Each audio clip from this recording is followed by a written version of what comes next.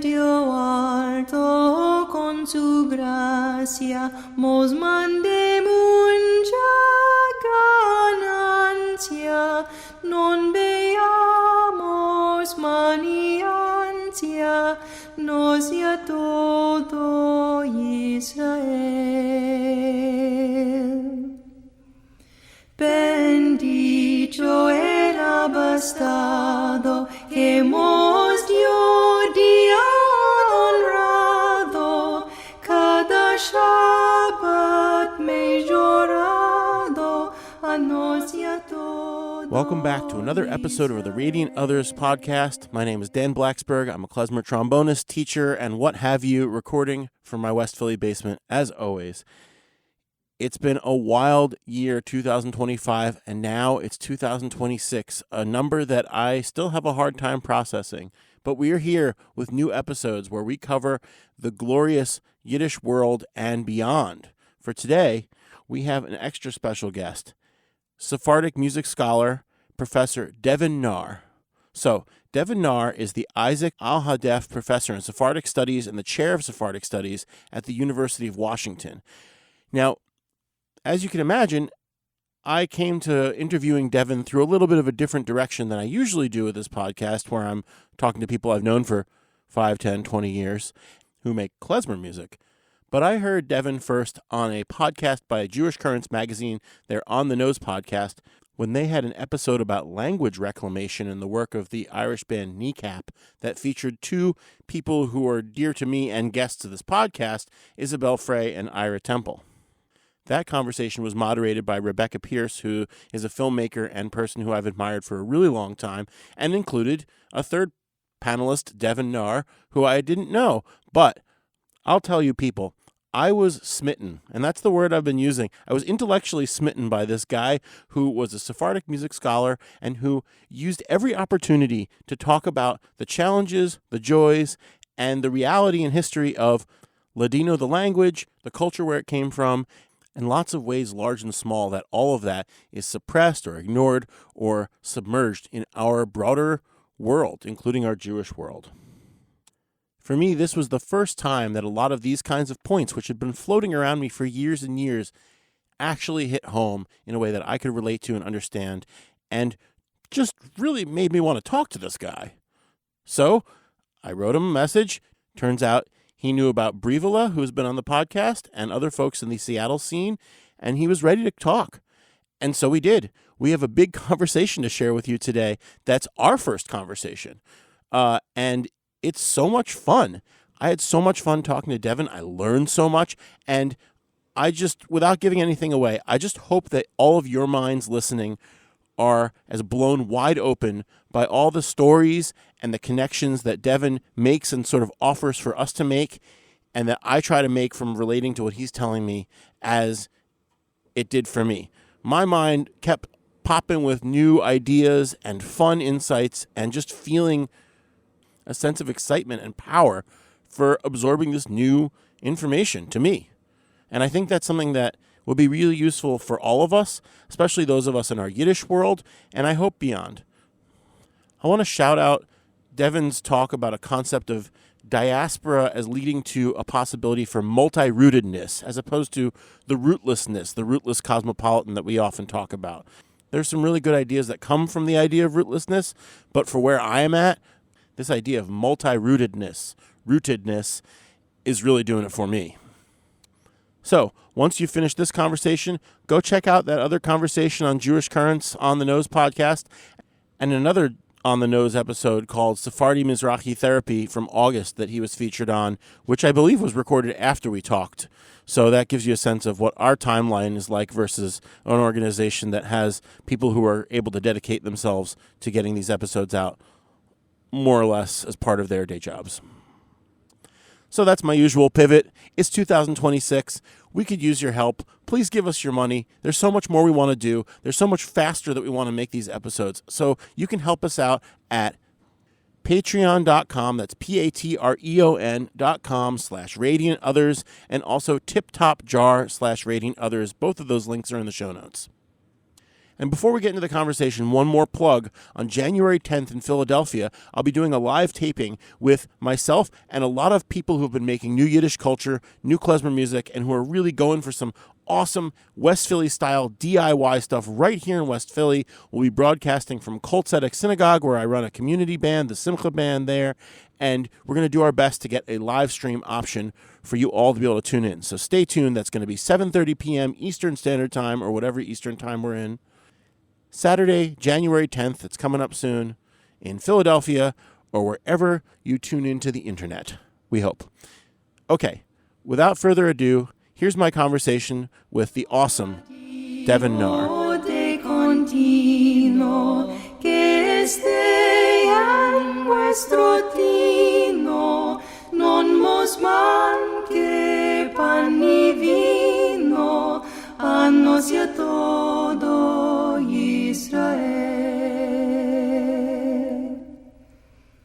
Vos que sos Padre Rahman, mandamos el pastor Niman, que mosea de buen Simon. All right, welcome back to another episode of Radiant Others, and I am truly honored and delighted to be joined by Devin Naar, who is an associate professor of history and the chair of Sephardic studies at the University of Washington. Thanks so much for being here. Thanks for having me here, Dan. I'm really happy to be here. Absolutely. I'm really happy that you're here too. I first became acquainted with yourself and your work from a recent podcast episode of the Jewish Currents on the Nose podcast, where you appeared with two of my colleagues and also guests of this podcast, Isabel Frey and Ira Temple. And I'll be honest, I was kind of like smitten with the way that you describe, that you approach what you were talking about. So that episode had a lot to do with language reclamation, and you were talking about it from the point of view of Ladino, whereas everybody else was kind of coming at it from a Yiddish perspective. Mm-hmm. And I'm really glad that you're here. And I kind of just want to give people who listen to this podcast a chance to learn from you, and I want the chance to learn from you. I get to do that as the, use the platform for my own personal gain. But yeah, so welcome. This is a podcast. You sent me a link that mentioned this concept or this word, moabet. I hope I'm doing that justice. Yeah. And it was like, oh, yeah, an intimate conversation. That's what I'd like. Yeah, great. Well, thanks. Thank you for your enthusiasm and your interest. And I'm really thrilled to be here. And I think Moabet is a great place to begin, because essentially that's what we're doing here. We are having Moabet.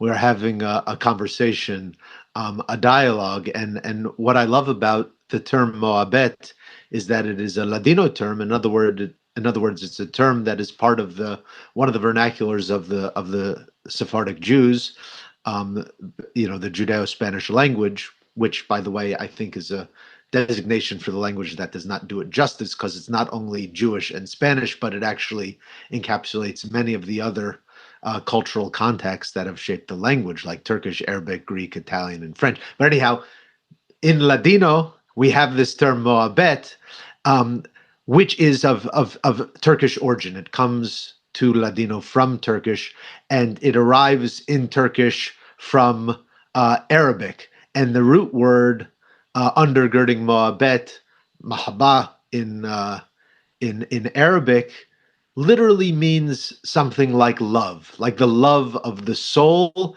And we express that love through the connections we develop with others through media like the conversation. And so that's sort of the starting point for, I think, a really good setup for a dialogue, trying to bridge the distance between two individuals, between multiple worlds, multiple experiences. And I think that's a good setup for us to think about. That's awesome. And I love that there's something within the culture, and it makes so much sense because it brings me also to this sense of, I was at a newly opened Yemeni coffee shop just right before I got here, and I felt like they had this big paragraph about what they want this place to be. They opened, the people were not involved in coffee before, but they have the background and they have these memories. And they decided to open it at the University of Pennsylvania because they wanted a space. And so, I'm coming to this today, just having been there and drank some delicious coffee. And, it really resonates. It brings me to this, it gives me a lot of visual and sensory connections too. Yeah, well, the cafe is a great space to invoke in the context of conversation around conversation and around music, because the cafe, for many different cultures, has functioned precisely in that role. Moabet and Chalgiji, the conversation and the music, whether that's in the Ottoman Empire, coffee, and you're going to be drinking coffee in the cafe. Coffee comes to Europe through the Ottoman Empire. The kavane, the cafe, enters the European space via the Ottoman Empire in the first place, and so it becomes a space in all sorts of different places where the Sephardic Jews of the Ottoman Empire found themselves, whether in the Habsburg Empire in Vienna, whether in Paris, right. Whether in New York or Buenos Aires, the cafe or the kavane as a place of conversation, of debate, of coffee, of also nargile, smoking nargile, which, by the way, in Ladino, you do not smoke nargile, you beber nargile. You drink it, because it's like the metaphor of the water pipe. And then, of course, it's the space of music. The cafe was the space, one of the main public spaces of music for Jews in the Ottoman context, and also in their diasporic settings in those cafes. It's so true. And still, even though it's so much less common to play music in cafes, although some of my best memories, one of my earliest, you showed up at a place, you got invited to a gig, was in Chicago, where I just showed up, and this was more in the context of my life as sort of a experimental jazz musician. But this guy had a 10-to-1 slot at a coffee shop where we just played improvised music along with people getting their brunch on a Sunday, and it was a place where you could both make some money, like a little bit of cash, and be super informal. So and then, like you said, as soon as you say cafe, I think about Vienna. I think about, and you think about this just vast swath of the world that has this thing in common that's so cool. But yeah, music is even without performing music in cafes, it's a good place to show up if you got some holes in your calendar. Just go to a bunch of coffee shops and see you run into, right. That's right. Yeah, what's interesting also, 100 years ago in the Ladino newspapers in New York, some of the cafes that were, on the Lower East Side initially, and then Harlem, some in Brooklyn and in the Bronx, and then in other places where Sephardic Jews settled across the United States. But some of these places advertised in the Ladino press, not only that they would have music a la turca, which would be the Ottoman style music, but also they would sometimes advertise having a phonograph available with records that you could would be played in all of the languages that were relevant to the new immigrant communities. And so they would have records and play records in Judeo-Spanish, in Ladino, but also in Turkish, in Greek, in Arabic, Armenian. Those were the main languages of these communities, and the kind of music that they would listen to when they would gather socially or informally. So it really shows you the kind of the organizing role almost that music had in bringing together folks to form community. Yeah. What's better than music, there are some things that are as good, I'll be honest, but I don't think there's anything better than music, and especially for bringing people together. And I just want to put a pin in this thing. People are listening.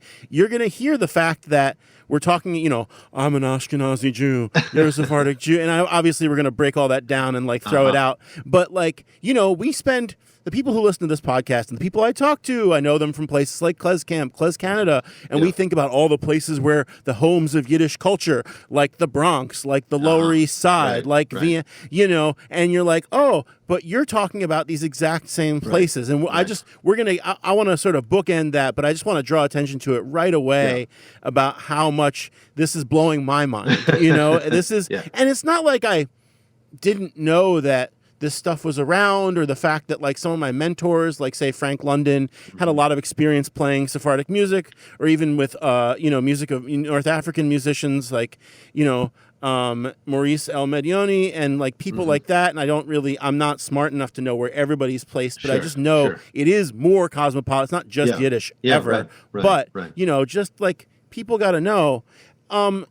This is so great. And, thinking about those records, I just also want to put in a plug for Baltimore-based record label Canary Records, run by this guy, Ian Nagoski, who loves to clean up old stuff. And he has a great collection. He loves this is really where his heart is musically. Although he recently cleaned up a bunch of Dave Taras recordings, which sound real good. Oh, good. They're not stuff that was unavailable before, but they just sound really nice. He does a great job. Yeah. But I would echo that. I think Ian's work is great in bringing together all of the music of the Ottoman world, the Ottoman diaspora, whether it's of Sephardic Jews, Greeks, Armenians. It's really, really important. And I would add to another, maybe for your listeners might be interested also in the work of Joel Bressler. I don't know if you've come across his work, but he also has a lot of, in his Sephardic music online website, he has a ton of old recordings that are also available from some of the original recordings of Ladino music in the what used to be called the Oriental style. Which is not necessarily the dominant musical style in which Ladino music is performed today, but once was the way of the music. Yeah. Yes. Yeah. So that is, and I'm gonna dive into that too, because I was thinking about one of the things that preparing for hanging has reminded me is how surface level my own experience of Ladino music is, and it's like I know there's a lot more to it than, I know when I encounter what I perceive to be that level of like relationship with Yiddish music in like, let's say like a synagogue setting, like, oh, this synagogue band, and you're just like, okay, here we go again, Quando El Nimrod, and like, and you're like, and I know when someone says, oh, it's this song and this song, often Pripachik and the Odessa Bulgar, I'm like, all right, that tells me a lot about our engagement with this whole thing and our world outlook. But so I'm excited to jump into all of that. Sure. Okay, great. But speaking of jumping in, I would love to use this as a moment to jump into your story a little bit and sort of where this stuff hits for you, because as a scholar, and even from what I've read and heard so far, is that you really have built a really, really rich tapestry and picture and like three-dimensional world of what Sephardic culture has been for yourself. And I just would love to hear about your journey towards that. I'm sure it's something you're still doing all the time because that's what it is. Right. But so like how did you, what, let me put it, how about it this way, through you can do it as biographical or not biographical as you like, but how much of this was any of this received? Like, was any of this kind of information just sort of handed to you and you could then you sort of had it as a way to build on, or like, and then what were the things that like I think I mentioned in a recent conversation with Avia Moore, we talked about lightning bolts. We had these lightning bolts hit us, and like, what were some like,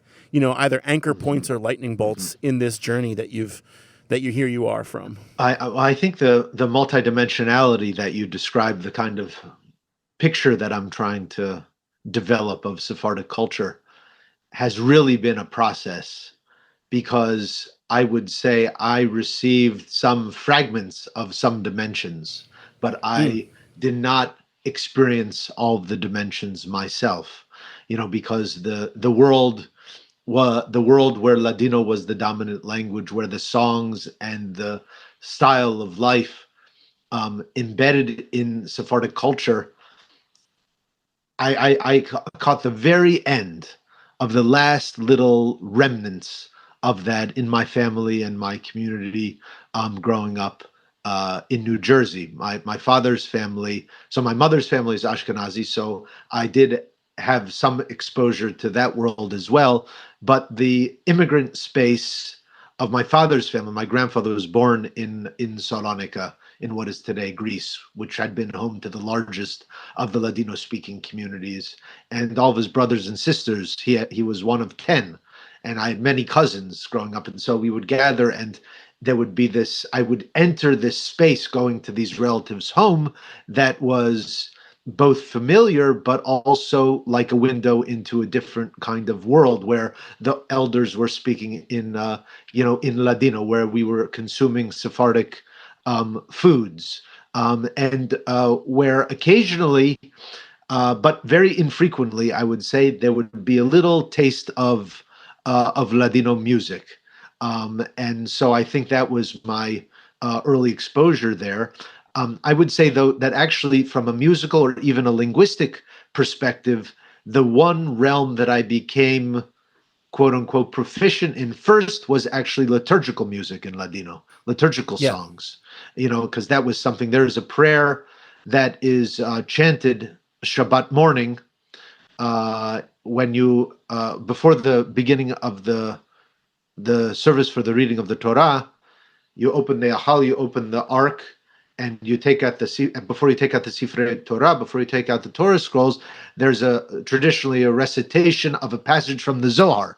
So a Kabbalistic, a mystical kind of passage that is chanted in Ladino, responsively.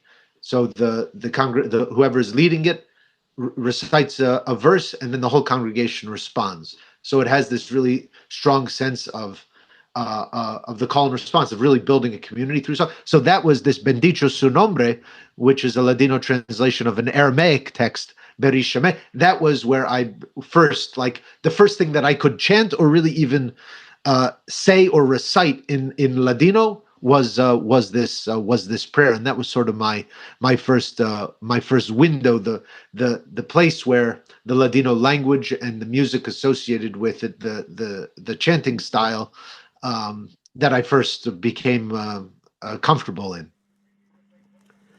El yo alto con su gracia nos mande mucha ganancia, no veamos mal ni ansia. A nos y a todo Israel.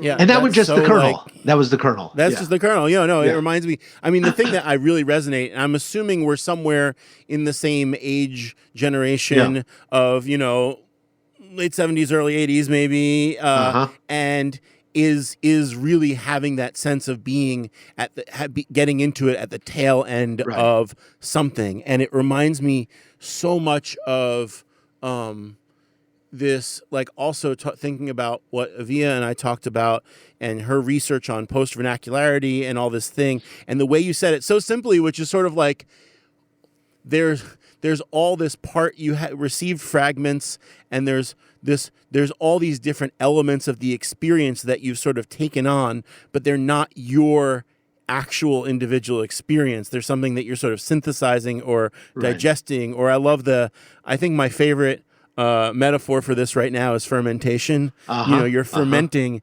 these like little cultures of different things. So you start out, was this around the time of your maybe like bar mitzvah or something like that? Well, yeah, I was exposed to all of I would say the language, the food, even the music, growing up, the synagogue liturgy. But I think really around the time of my bar mitzvah became a pivotal moment, because by the time we had moved away from the Sephardic congregation that my family had helped found in New Brunswick, New Jersey, and by the time it was in Highland Park, which is outside, this is by like Rutgers sort of, and we moved to another part of New Jersey, and we joined the conservative synagogue.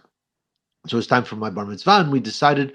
I think I had some cousins who tried to do the same thing. They wanted to incorporate some Sephardic practices into their bar mitzvah to reform or conservative congregation. They weren't permitted. Well, they weren't permitted. Come on. Yeah.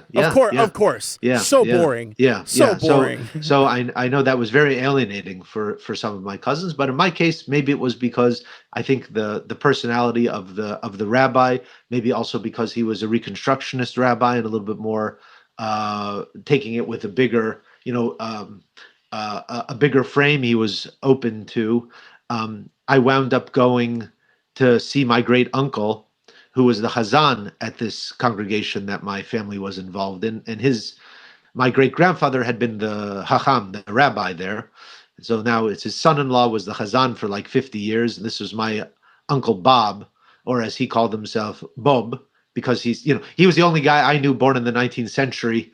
And I remember thinking, the older you get, the thicker your accent gets, because I associated, I thought, when am I going to have an accent like Uncle Bob? Little did I understand that it's not something that you get when you get old. It was based on how old they were when they arrived. So the younger people had lesser of an accent and the older ones had more. But anyhow, he was the Chazan of the congregation. I went and visited him with my father, and we did some recordings of him chanting the various aspects of the liturgy for Shabbat morning, and I was able to incorporate some of that in my bar mitzvah. And the thing that I regret listening to those tapes occasionally is that every time he went to talk, we turned off the recording, because we were there with a very narrow purpose, which was just to capture the liturgy. So the commentary we don't have, the stories that we don't have, which I really, really,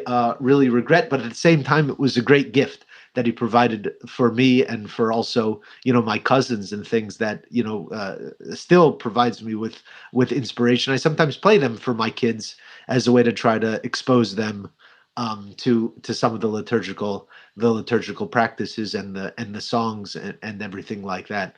And so that was sort of a really important, my first field recording, Yeah, I was about to say, it's perfect. You end up, that's how you become an ethnographer somehow. Who better than like Jews just trying to figure out what to do? Right. Yeah. So that was sort of, a start. But I think, the bigger question remained, because all of the different cultural pieces needed an explanation, so how is it that my family is from what is now Greece, but for 400 years prior to it becoming Greece, it had been part of the Ottoman Empire, yet my family was Jewish, and they didn't speak either Greek or Turkish at home, but they spoke a language that they described as Spanish, but it wasn't like the Spanish that I knew of from school or the American public consciousness, and it was a Spanish that they wrote in Hebrew letters, no less, and that my great-grandfather was a rabbi, but he was wearing a fez, and there was a picture of him on the wall in our house in New Jersey, and I didn't know anybody else who had relatives wearing fezzes that were hanging on their wall. Yet his son, my grandfather, I called by the Italian word for grandfather, which is nonno, which is also the Ladino word for grandfather, and he had gone to a French school. So I had to get a PhD eventually to figure that out. And the other thing I would add is my name became a really important piece of this story too, because our name either is of Arabic or Hebrew origin. Naar means youth in Hebrew, and it means Nar means fire in Arabic. So this has created some very fascinating encounters. But it also, people sometimes perceive it when I'm in Jewish spaces. They say, "Oh, Nar, you're a fool." Oh no, come on. Yes. That's not nice. Narish guy. No, it's not. So in a certain sense, when I was going to college, my nono, he said, you'll engage with a lot more Yiddishim. This is the Ladino term for Yiddish-speaking Ashkenazi Jews. The Los Yiddishim, we are the Sephardim, and they are the Yiddishim. And the Yiddishim might ask you, Nar, what kind of name is that? They might say it, it's related to Narishkeit or something like that. And he says, no, you have to explain to them that it's Hebrew. And he I'll never forget this. He took the Siddur off the shelf and he opens it up to the Birkat Hamazon, to the blessing after the meal, and he recites from there. There's a passage, Nar Aiti v'gam zekanti v'lo ra'iti af zaken nezach. And he said, now, if anybody says that that Nar is not a Jewish name or that it's a fool, you recite to them from the Birkat Hamazon and they'll shut up. And they'll accept you that, and you know how many times I've done that. In fact, is many times, many times, many times. So, in a certain sense, my delving into the history was an effort both to explain myself to myself, but also to explain myself to the outside world, and especially the Jewish world, in which the constellation of geography, culture, history was not really legible. Yeah. It was not comprehensible in the categories that we tend to use to describe and define Jewishness, especially in the American context. And so that's something that I've really been interested in reconceptualizing and expanding and hopefully enriching our understanding of the variations of Jewishness in the world, past and present.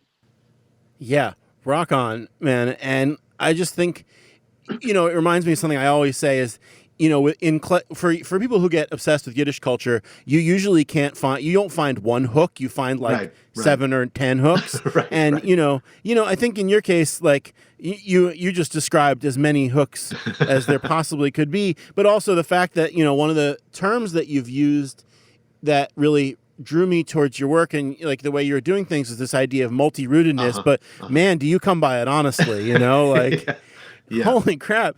So, it reminds me, like, to go back a little bit to, like, this idea of, like, American Jewishness, because I have my own story of, the most very nice Ashkenazi-based, downtown Philadelphia, eventually became Reconstructionist, but it didn't start out that way. It was sort of, when I was born, my synagogue was unaffiliated conservative. So the rabbi was okay with patrilineal descent, and he probably did some, same-sex marriage ceremonies, even though it wasn't obviously legal at the time. And but it was just, we were unaffiliated conservative, and you could feel the difference even between like the regular conservative. So, that's one of my hooks is like, I was already a little bit on the side, even though you wouldn't be able to tell. And then you have like, but then, Sunday school, Thursday school, Monday school, whatever, blah, blah, blah, Hebrew school, Israel trip, blah, blah, blah. And then I just was like, and then I just didn't, and I liked the liturgy because our cantor was a trained opera singer and he had a great voice. And Alan Cohn, great singer. And, but then, and I didn't have any of these, like, I had some Yiddish and just a very, very typical American East Coast Jewish experience. And it wasn't until in the music is what hooked me in. And then it turned into this, like, and it wasn't until years later, like in my mid to late 30s, where I started realizing how much all this exploration and the opportunities that I had like completely blown open and changed and sort of solidified my sense of myself as a person, as a Jewish man, in a way that gave me this kind of like, I fell into all this stuff, thank God, very grateful. But, I was thinking about that alienation of our general generation of thing. And I can't believe they would say no to including that. I can believe it, but my shorthand for that right now is like loser behavior. Yeah. Like it's just such like your loss, and also what a loser to just not, cause like, I'll be honest, they told us when someone introduced me we were learning Hebrew school and they were like, oh, you say Kometz Aleph All, but we're not going to do that. We're going to pronounce everything like it's Hebrew. They called it Sephardic pronunciation when I was in Hebrew school. That's probably garbage. Well, yes and no. I mean, I think it's related to sort of a perception of Sephardic Jews as being somehow either more authentic or more frozen in time. So there's kind of an Orientalist or an exoticizing element to that perception of Ladino, and it's also kind of it's also embedded in a kind of an anti-shtetl attitude, so. Oh yeah, so which is very strong. You're right. The shtetl Ashkenazi Jewish ambiance was corrupted and all of that by their isolation and or the oppression that they experienced. And so, can we resurrect an authentic, a pure Sephardic Jewish pronunciation of Hebrew? And so they go to drawing on some influences and perceptions about how Sephardic Jews pronounced Hebrew. Now, of course, Sephardic Jews pronounced Hebrew in many different ways because there are many different kinds of Sephardic Jews. So like among the Ladino speakers, they tended not to make a het sound. They didn't make that kind of guttural sound, but they also did not pronounce the fifth letter of the alphabet at all. So like the alphabet is Aleph, Bet, Gimel, Daled, A, not Hey, A. Right. So you say among the Ladino speakers, you would say Rosh Hashanah, for example. Makes sense. Right. That makes so much sense. So anyhow, these small little things, but and the variations among them. So really what is called the Sephardic pronunciation of modern Hebrew is kind of a manufactured, ideologically inspired representation of the Hebrew language. So you were coming of age, and you said, of course, you had to just go get a PhD to figure out how to exist in the world in a way. You're coming of age. You are running up against all these manufactured ideologies and also identities of what it means to be Jewish, especially as an East Coast American guy. Yeah. And you're like, this does not square with who I know I am, which is what a gift that is. Yeah. That's so cool. But then you had to figure out how to exist in the context of that. So, I mean, let's take it to the next step. You're now scholarly pursuing this, or you're learning how to pursue this. You're learning that you should keep the tape recorder on the whole time.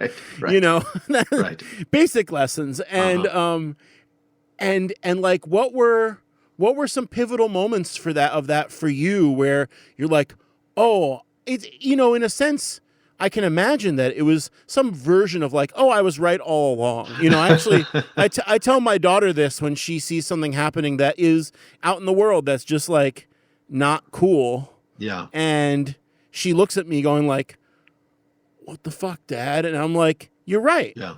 Yeah. We can't fix this right now, but that's not cool. I would say one of the moments that comes to mind as you're describing the what the fuck kind of scenario is when I was in college, and I was involved in the student Holocaust commemoration group, and I was invited to represent the student body at like a community-wide Holocaust commemoration at like, the local Jewish Federation, and I was going to like light one of the candles. We were probably 6, 11, probably 6 candles. And one of the organizers comes up to me, an older woman, and asks me, what my family connection to the Holocaust was. And I explained that my grandfather's brother and his siblings were killed during my grandfather's brother and his family, his wife and children, were killed in the Holocaust. And she asked me where, and I said, Auschwitz. And she says, well, where were they from? And I said, Salonika, Greece. And she paused and she looked at me and she said, that can't be. I'm a survivor of Auschwitz, and I never met a Jew from Greece.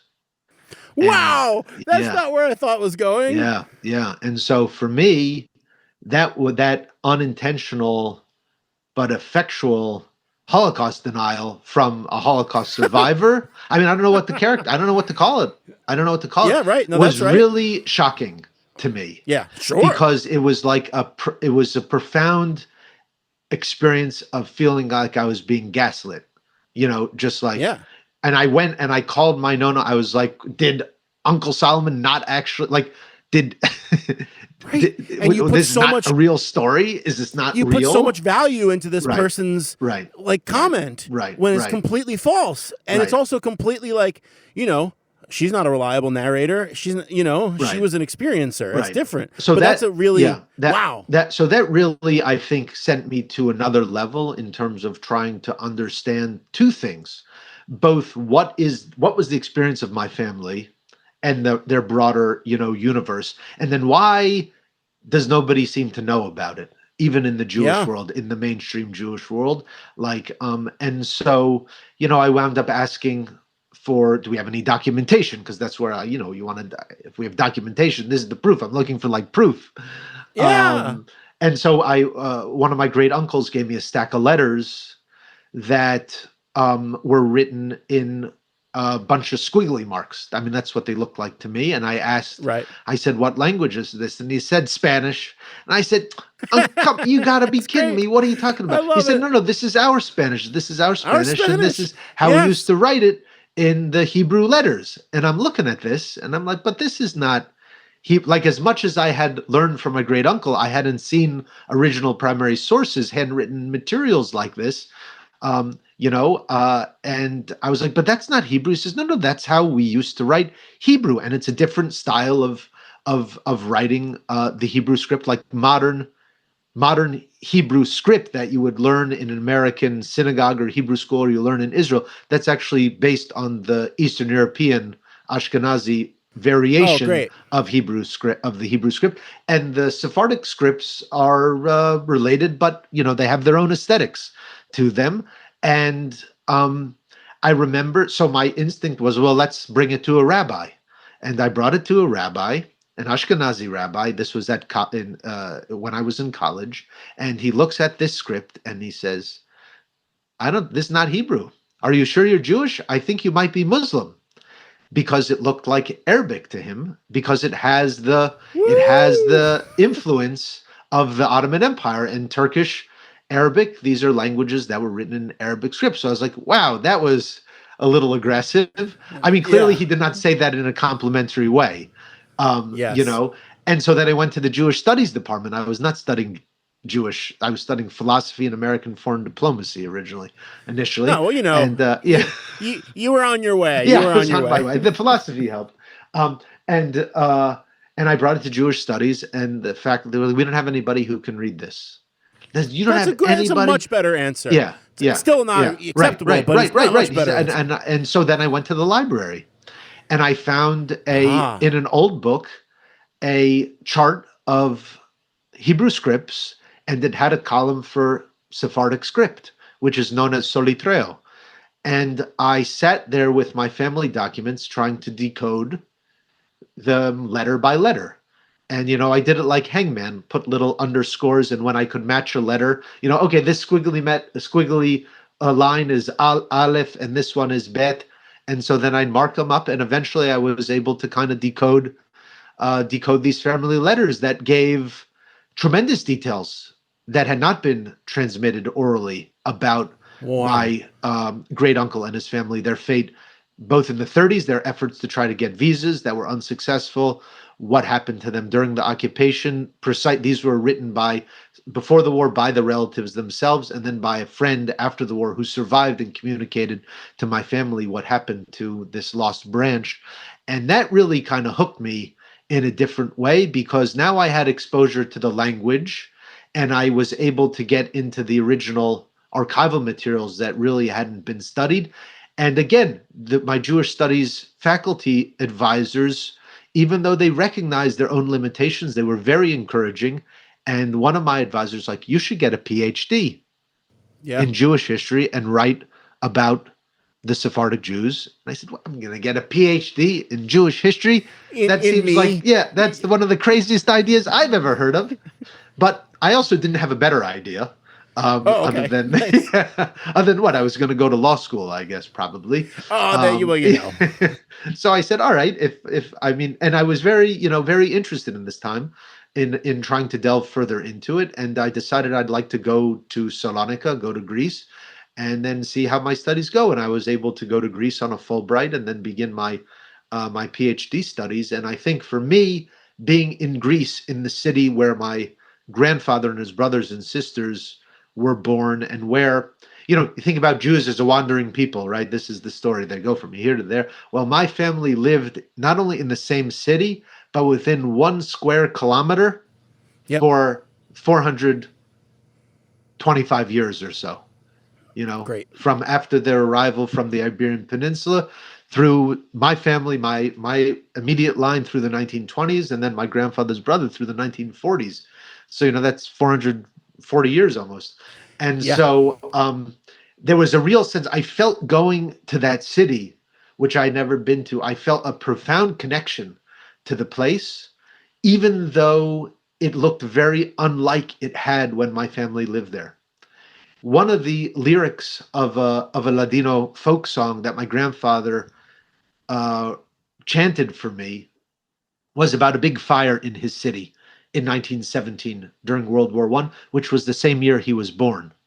And so when I was going back to the city, it had been destroyed during World War I by this fire, and then all the remnants of Jewish life and all of the rebuilt Jewish life after the fire were then destroyed during the Second World War, essentially. And so I went back and I was in search of the fragments, in search of the remnants. And it was a multi-pronged kind of process because it was an effort to connect with the place. I spent a lot of time almost doing pilgrimage to these different kinds of sites, like it's called ziara in Ladino. You make up like you go to Mecca or Jerusalem or whatever, like going to these different sites, the street where my grandfather and his family grew up on, the Jewish neighborhood, or what used to be the headquarters of the Jewish community and the rabbinic offices, and so going to these different places, most of which do not stand anymore, imagining what it was like in this city, which 100 years ago, the city in the Ottoman Empire on the verge of becoming part of Greece, half the residents of the city were Ladino-speaking Sephardic Jews. I mean, this is the second biggest city in Greece today. The city was so profoundly influenced by the Jewish presence that the entire port in which Jews were working at the port, and they were the stevedores and they were the customs officers, the port closed on Shabbat. If you were it was a big import export. It was a big commercial town, a port city on the Aegean, an outlet into the Mediterranean. You were Christian, Muslim, or Jewish, or you're a European merchant, you're not doing business on Shabbat in Salonika. And Incredible. It's an unusual, Jewish temporal stamp, a calendrical stamp on the city, a place where there were about 60 synagogues and 250 rabbis, a dozen Jewish schools, Jewish neighborhoods. Just such a profoundly robust kind of Jewish presence, such that, when leaders of the Zionist movement were to visit the city, and this include Ben Gurion, labor Zionist, and Jabotinsky, right-wing revisionist Zionist, they both came to Salonika, and they both came to the same conclusion that what they wanted to establish, with variations, in Palestine was what they already saw in Salonika. Oh, yeah, right. Well, that's how those guys rolled. But and remind me how big a population is to be like 250 synagogue or rabbis. Right. Or, yeah. So that 60... was like about 100 years ago. Maybe there were 170,000 people in the city, and maybe 80 to 90,000 Jews. That's more than almost any place on earth now. Yeah, and too. It's just like so many Jews.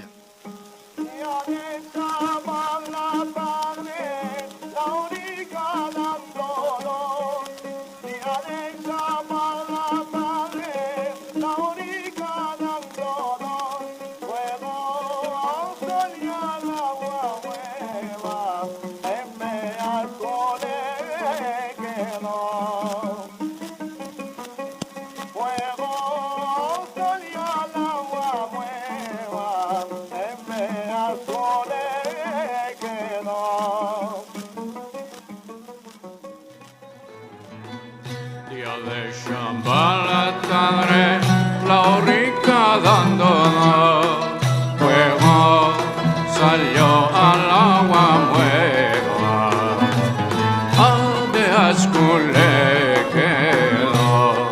Fuego, salió al agua nueva, a Ascul le quedó.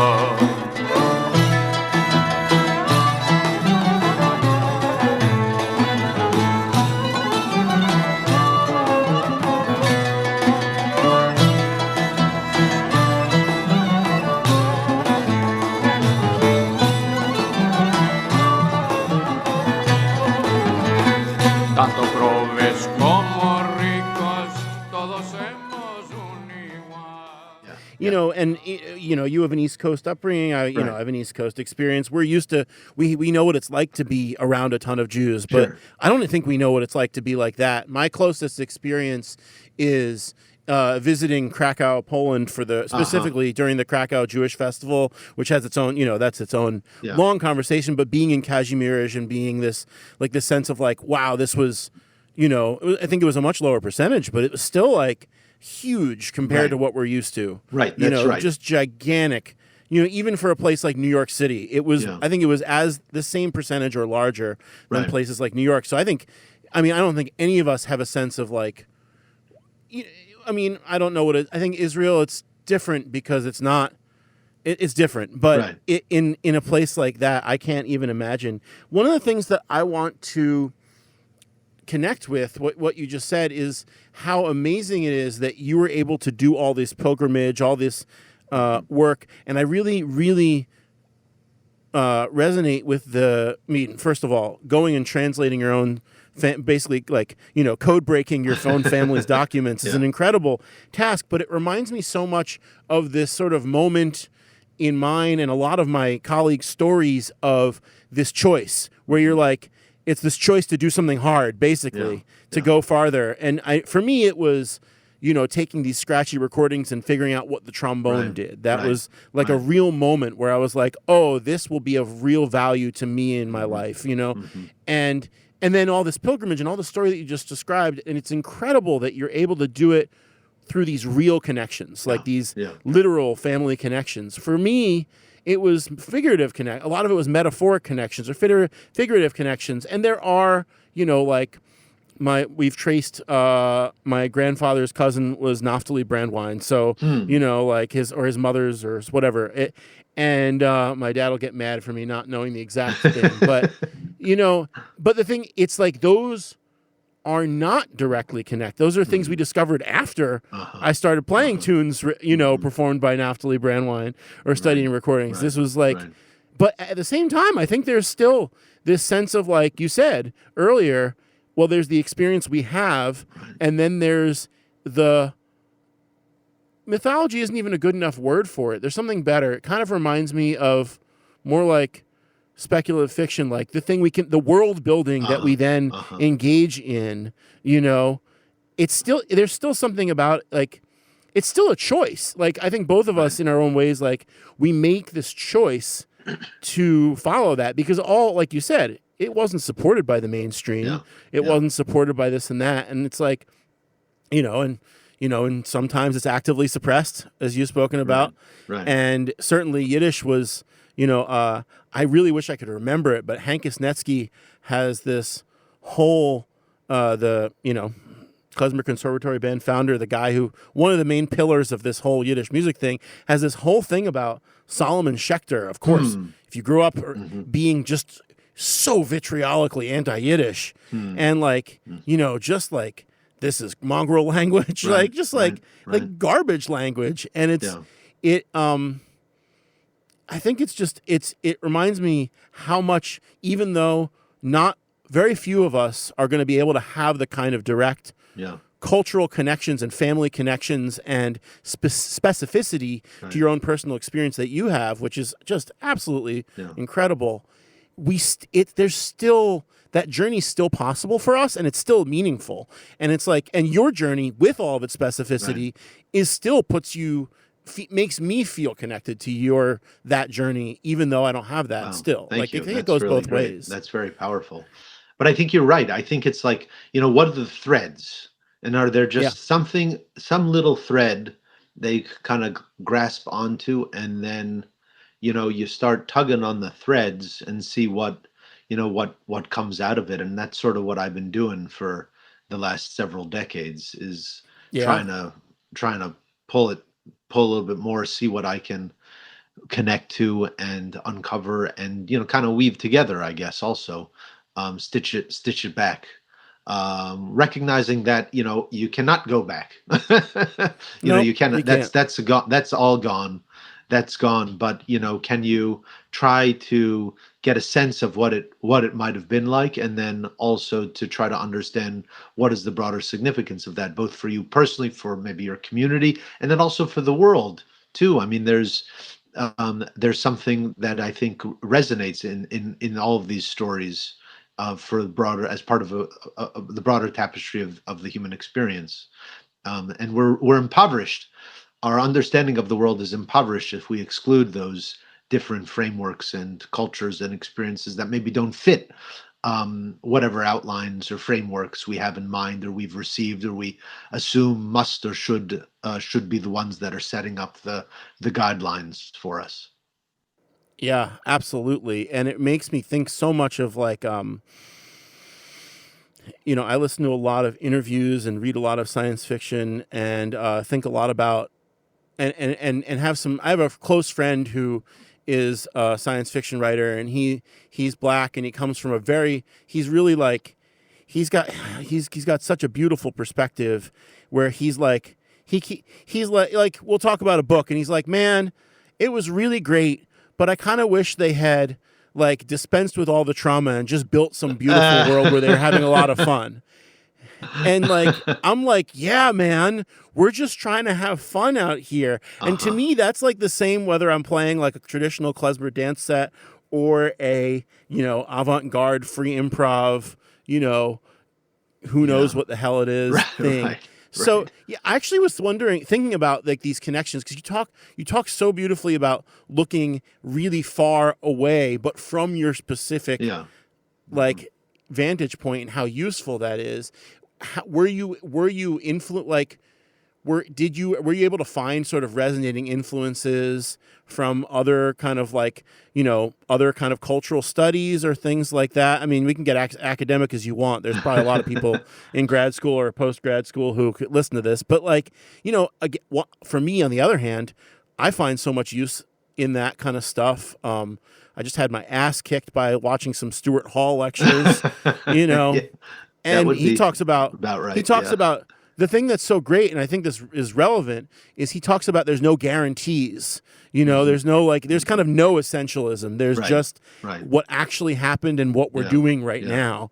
But that's an example of something that's really hitting me hard, even though I'm like, well, it turns out I really like to teach my version, my summation of like this tradition in air quotes. But I mean, I guess the better way to put it is, in the decades since, how has your world expanded? And like, in the Jewish Currents podcast, you mentioned, writing lullabies and really, continuing to make this for you, even as you're making it and by extension, your family, like even as you're sort of building this kind of like ideological pitch to both the Jewish and the non-Jewish community for Sephardic culture and for what it means, right? Right. Yeah. Great. Thank you. I think there's the on the academic side of things, what has been really important for me is to try to frame the Sephardic experience in a lot of different contexts. So to think about relationally the Sephardic Jewish experience vis-a-vis the Jewish experience more generally, but not limit myself there. What does it look like also in relationship to the Ottoman context or the Greek context or the Eastern Mediterranean or Levantine context? How does it relate to the Spanish or Hispanic kind of context? And applying these different frames or lenses and seeing how they interact and relate to each other. One of the interesting things that I came across was, I'm chair of Sephardic Studies. The first Sephardic Studies program in the United States was at Columbia University, which is where also the first Jewish history professor was. But the Sephardic Studies program was not associated with Jewish studies. It was situated in the Institute of Hispanic Studies. So what happened there is, different stories resonate differently in different contexts. So in a Jewish context at that time, in the 1920s and 1930s, Sephardic Jews from the Ottoman Empire tended to not be called by the title Sephardic Jews. They tended to be called Levantine Jews or Oriental Jews, referring to their Eastern Mediterranean, their Middle Eastern, their non-European kind of status. And so they almost presented a kind of liability to the organized mainstream Jewish community that was very much invested in trying to enter the American mainstream to the extent that they could, and were feeling vulnerable due to things like immigration restriction and racial covenants. I mean, Jews in general were experiencing precarity, and so having this other group that was even more precarious in terms of their racial identification. Are they European? Are they not? Are they white? Are they not? Don't know the answer. So there wasn't an initial embrace there, and actually quite a lot of tensions and resentments that were developed. But on the other hand, from a Spanish perspective, the Sephardic Jewish culture, and especially the language, and especially the romances, the Ladino ballads or folk songs, were of great interest to Hispanists of the time, because there was a perception that Ladino was a contemporary museum of medieval Spain. So, in other words, if you listen to a Ladino romanza, you are hearing the language that Cervantes spoke, or that Christopher Columbus spoke. So, smoke them while you got them. Right, yeah, that's right. That's right. So there was this also kind of exoticization that was taking place. That was, but at least one you could use a little correct. better. It was right? usable. It was usable. There was a bridge that could be built. Of course, it was on the terms of the Hispanists. So, in other words, what came out of that was an effort to de-jargonize Ladino, which is parallel to the Yiddish as a mongrel tongue. Same application in parallel to Ladino, and so under the auspices of the Hispanic Institute at Columbia, there was a lot of effort to de-orientalize the language, and this happened in other places too. So to take out the Turkish terms, the Arabic terms, to not use Moabet, because that's a term that reminds us of the non-European, the non-Western, the non-Spanish, the mongrelized, bastardized nature of the language. And so that was a very prominent move among intellectuals within the Sephardic community as they sought to gain legitimacy for their language and their culture. And one of the paths that was available was not in the Jewish path. Right. One of the paths was in the Hispanic or Spanish path, but in a very particular mold that emphasized the continuity with Spain and minimized the connections to the Eastern Mediterranean, to the so-called Orient, to the Muslim world. And so that became an important kind of framework for the foundations of thinking about all of this.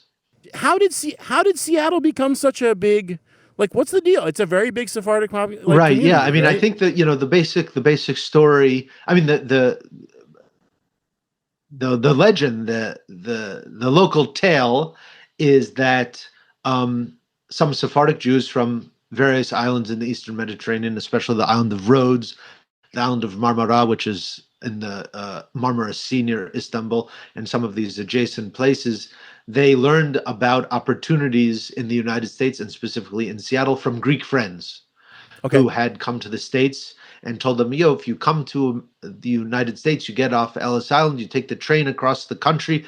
Before you fall off in the Pacific, you get out, and there's a town there where there's an emerging fish business and other kinds of opportunities. And they said, the myth was that it would remind them of home. And of course, I suspect, they must have arrived in the summertime and not experienced all of the Seattle rain all the time. But, one guy comes, brings his brother, brings his cousin. And then there was also another organization, the Industrial Removal Office, which was an organization that was established by some prominent Jews who were concerned about the overcrowding of Jewish life in New York City, and they wanted to ship people, mostly Eastern European Jews, to other towns to decongest the area and to maybe make Jews less of a target of anti-Semitism. So they sent them to, Gary, Indiana, and all sorts of different places across the Midwest and the West. And Seattle was also then one of the destinations to which the IRO wound up shipping Jews from the Ottoman Empire. And so over the course of a few decades, Seattle became home not only numerically to one of the largest of the Sephardic communities, but proportionally the largest Jewish community. So if in the United States, Jews are 2% of the population, and Sephardim and Mizrahim combined are maybe 10% of that 2%. Yeah. In Seattle, among the Jewish population, according to the Jewish Federation's count estimates from about 10 years ago, about 10% of the households are Sephardic and 10% have Sephardic members in them. So, in other Wow. words, 20% of the Jewish homes in Seattle are Sephardically connected, which is twice or more of what the national average is. So that's sort of this concentration of Sephardic presence in Seattle that's disproportionate, and also made Seattle a very attractive place for me to come. And it was really kismet. I mean, it was really, just luck that there should be a position when I was applying for jobs as I was wrapping up my PhD. Yeah, congratulations! What a cool thing. Yeah. It actually made me think about this question, which is, what were some things about within your research, like, that were outside of your family's experience that have been most important for you in this world building thing that you've been doing? Well, actually, one thing that I could make a link to, which is like a little kernel, which my uncle Bob, his name was Raphael. It became Roberto. It became Robert. It became Bob. Okay, and he was the most Sephardic person I knew. He was born in the Ottoman Empire, like a Ladino speaker, a Chazan. I mean, all of these different things. His last name was Faiz, which is a variation of Weiss. And he knew that his family origin was actually Ashkenazi. That was his oral history. And it is known. I mean, I looked it up. It is known that this name was associated with the Ashkenazi community in Salonika. But they had lived there, according to legend, even before 1492. Huh. And so they became super Sephardicized eventually, such that there was no trace of Uncle Bob's Ashkenazi roots other than the remnant in his name. And this opened up a question for me about the relationships between these different Jewish communities and the perception that the Sephardim are over here and the Ashkenazim are over here and the Mizrahim are over here, whatever. But the reality is that, especially at the interstices of these three major empires, the Russian Empire, the Ottoman Empire, the Habsburg Empire, there was a lot of movement between these spaces. And it so turns out that one of the most prominent Ladino publishing families in the Ottoman Empire, in the city of Salonika, the name of the main journalist was Sadi Alevi Ashkenazi. And Ashkenazi is a very common Sephardic surname. Right. I knew that. It's like El Greco. So El Greco only becomes El Greco when he leaves Greece, the painter, and he goes to Spain. He's not going to be called the Greek in Greece. He's going to be called the Greek when he goes somewhere else. And this is a phenomenon that transpired such that Jews of Ashkenazi communities that found their way to Sephardic lands would take the name Ashkenazi, and even if they would become largely integrated into the dominant Sephardic cultural milieu. And that's what happened with this major journalist, Sadia Levi Ashkenazi, who was super Sephardic. I mean, he was a Ladino publisher and a musician, and a singer. And he would play songs in the Ottoman style, in Makam, in the Oriental style, and in Ladino. And he was writing poetry in honor of the Sultan, all this kind of stuff. But he knew that he was of Ashkenazi origin. And he says he's writing in the late 19th century.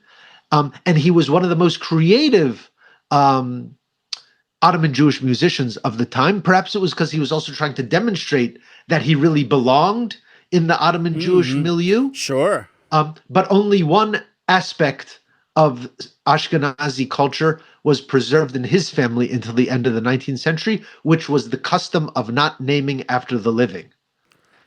Which is a very strong custom. I mean, I know I've heard many stories where there's the Ashkenazi Sephardic marriage situation that emerges. And it's on the naming that really people become very concerned, because it's very bad luck to name after Yes. the living among the Ashkenazim, but among the Sephardim, it's compulsory. The Sephardic, Oh, wow. yeah, So they're the really Sephardic like tradition is that loggerheads. you name the firstborn son takes the name of the father's father, regardless of whether the father's father is alive or dead. So, like, Okay. my Hebrew name is my father's Hebrew name. My son's Hebrew name is my father's Hebrew name. I was born when my grandfather was alive. My son is born and living with my father being alive. That's the way to honor the family. And the Hell yeah. Ashkenazi custom is almost inverse.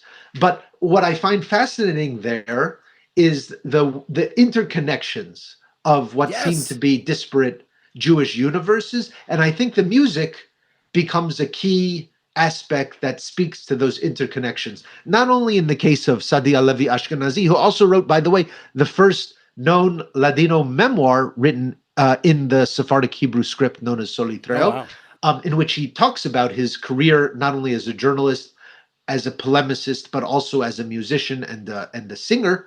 But we also see those interconnections um, shaping Ottoman Jewish music more generally, because there became a very strong connection between Chazanim and Sufi dervishes. And they used Okay. to gather together, especially in the town of of Edirne, in Western Turkey. And there was a very deep exchange of musical forms and practices among the Jews and the Muslims. And this is one of the ways that explains how Sephardic synagogue music would adapt the makam musical system, which is the Middle Eastern musical system that would then be introduced also into Ottoman Jewish popular music. And take it another step further, there are elements of those musical practices that you can also find in klezmer.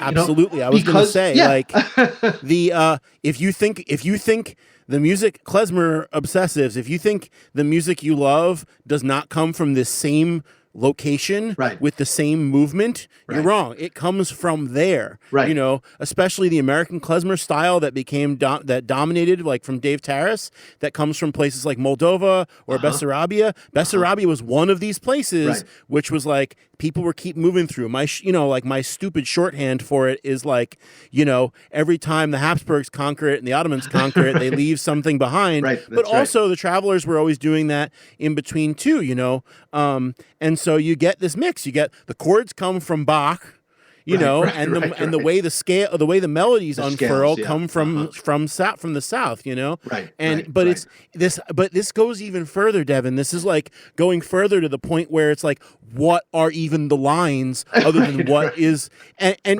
it's okay. Like it's okay to still create boundaries later. Right. But once you know that you're the one doing it, Right. that really changes Right. the game. Right. And this is such brilliant information. It's so useful for me because, you know, it's one thing to say, oh, klezmer music and really is related to makam modes and like, you know, the klezmer modes, which is, you know, a term that I'm not even sure, like I've kind of stopped using myself because the old guys that I was, you know, at the tail end of, they didn't really talk about it. So like, what's, you know, it's like Hijaz. And it's like, okay, I know that, but like, it's way more than that. And it's like, but yeah, where is, you know, what we're not saying is, well, you know, I mean, at this point in my life, if someone comes up to me and like equates klezmer music and Balkan music, I just feel I feel insulted for the people, especially for the Roma musicians who are making like Serbian Roma musicians who are making their music, who don't have a voice in our culture. Right. And where I'm fine, you know, I'm fine. But like those people, like they need to shut up and get with the program. Like this is not cool. And it's not the 60s where we don't know. Like, you know, there was a long time where you just didn't have a good picture, and it took so much work to get a real picture that, like, okay, you get a little bit of a pass for then, but not for now, you know, and I'm sure you deal with that. So, I mean, you've been dealing with that your whole life. You just told us so clearly. Right. I mean, I think you raised a really important point, which is to recognize the overlap, but not bulldoze over the differences and the unique constellations like Roma music, Balkan music, klezmer, like the makam. They all have their own internal kind of logics, and they have many connections between them. But I do want to emphasize that we shouldn't just kind of mush it all together. And it's okay, I really because agree with that. Yeah, some of the common logics make sense that they're common, like let's say the makam system, because the Ottoman Empire was freaking huge. Right, that's correct. It was a gigantic empire with a really, really strong cultural dynamic to it, as well as a political dynamic to it, right? Like, I don't think people who think about things from a European perspective, I think don't always see how in other parts of the world, you know, what we would consider political formations are also cultural and identity and like ethnic identity formations and things like that. Let's stick with this idea of overlap and specificity. You're an overlapping and specific guy yourself, you know? Yes, I and like that, and like where again, sort of, I think let's think about that overlap. You know, you mentioned the Bronx, you mentioned Vienna, let's think of, like, tell us some of your favorite stories about that overlap. And again, we're looking for those, not just the stories that mean a lot to you, but also the ones that changed your mind. Like, what are the things that really like set you on the, like, lightning bolts, but also the ones that you like had to dig through, like having to translate your own family's work? Because those are the moments that set people up to change, you know? Like, I think I would say that I went into my research with a sense of resentment. You know, I'm not going to lie. You know, I think like the kinds of omissions and microaggressions that I encountered along the way, especially from folks in the broader Jewish community, really added up. And I was curious about these kinds of connections among Jews on the one hand, and connections between Jews and others on the other hand. So let me give you a couple examples. One is in the Jewish context. One of the documents that I found in my research that really struck me was a letter in the archives of the Jewish community of Salonika from 1940. And it was a list indicating the ritual items for the holiday of Sukkot, so like the lulav and etrog, that the Jewish community of Salonika was sending to Jewish communities in Poland in 1940. So, and included in the list of places, it was Krakow, and it was another place that they did not write in Hebrew letters. They wrote it in Latin letters. This other place called Auschwitz, which had just been occupied by the Germans. And it was a Polish town with a Jewish community, Oswiecim. Yeah, right. I've And- been there. And what we learn from this document is that the Ashkenazi Jews of Auschwitz celebrated their last Sukkot thanks to the ritual objects sent to them from the Jews of Salonika. Incredible. And that was really like, wow, that's a really fascinating kind of connection.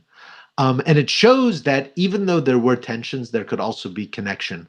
And I'll give you a second one in a different framework, which is, the question of Sephardic Jews and the Hispanic or Spanish world. And I alluded to that a little bit earlier with the Sephardic studies being in the Hispanic Institute.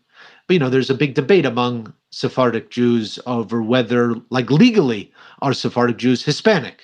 And there's a long, probably legally, there is grounds to make the argument that Sephardic Jews count as Hispanic, but it's very politicized and it's been contentious. And I remember when I was in college, I was sort of looking for a kind of a cultural space, a community. I didn't quite feel at home at like Hillel for a variety of reasons, but one of which was that's where I got that encounter where, oh, Naar, are you a fool? And I was like, all right, well, maybe I'll try a different spot. And so I went to the Latin, like the Latino Student Association or something like that. And there I was like, okay, all right, there's a Spanish connection, maybe that. And what I quickly discovered there was that, I'm a colonizer. I'm too European. So I can't be there. And then I went to the Greek student group, and they're like, "Oh, what church do you go to?" And I'm like, "Okay, because Greek Orthodox." It's like, Yeah, sure. But sure. but the thing is that music became a bridge for That's the right. Sephardim historically, both to the Spanish-speaking environment and to the Greek-speaking environment. And maybe I'll give you one example of each of these. In the Spanish-speaking environment, in the United States, especially the Sephardim in Harlem, especially, one of the reasons, this is a legend, but you can see it in the memoirs of Puerto Ricans in New York, is they say, why did we settle in Harlem? Is because there were already Spanish-speaking people there, the Sephardic Jews, and they created some fascinating bonds and around shared spaces, cafes. They shared a cafe. They were involved in labor organizing. The Communist Party of the United States established a Spanish bureau, which the founding members were Sephardic Jews from the Ottoman Empire, Cubans, Venezuelans, Mexicans. So like this pan-Hispanic kind of thing. And music became a space of connection there. So at Sephardic community events, they would sometimes have Cuban bands or Spanish bands come and play. Or there was this one performer from the 1930s, Consuelo Moreno, who was a very well-known singer at the time. And she was singing in Latin spaces, like for Latine folks. And she was also singing at bar mitzvahs in the Sephardic community, the bar mitzvah parties in the Sephardic community. And Rock on. One of the Sephardic guys from Salonika, he opened a place in the 1930s in Midtown called the Cuban Casino. And he brought in Latin music, brought it out of Harlem into the American mainstream. This was one of the first spots that was doing this in the 1930s. So being a kind of a really fascinating kind of cultural bridge. And that's how you get to figures like Edie Gourmet. Edie Gourmet was a very well-known singer in the 50s and 60s.